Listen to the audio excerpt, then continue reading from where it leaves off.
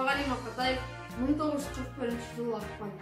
1941 жылы ақпанда атқан сырттай аз ауламызды аққан жапқан үңірейген үрейтір соғыс дейтін алапат аспан жерді аттандатқан аттан деді ол ертең аттанады еңбектің ақтабаны күрегіңнің орнына қару алып жауынгердің рөлін атқарады ол ертең аттанады жартайтып шараспанда тозғантаға үскірік үрлей мәліле қозғалтама әжем жүр туған жердің топырағын тұмады тігіп жатыр өз қалтаға ол отыр аямай-ақ ішіп алған санасын мазалайды күшік арман аттан әке таныс қой күрес саған күресу керек қой күшік арман неге бізге үмітсіз тесілесің аттан әке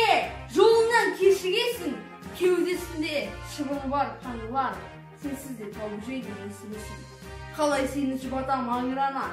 тәңіріңе сауық айт деп жалмана мұны отырған неміз құласа егер саған жар әке бізге табылама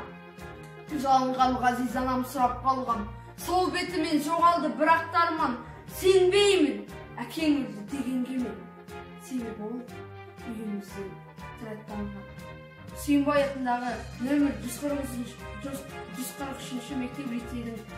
7-ші Ә сынып оқушысы Есенаман Дарын ұлы жеңістің 75 жылдығына орай осы эстафетаны мектеп оқушыларына жолдайды.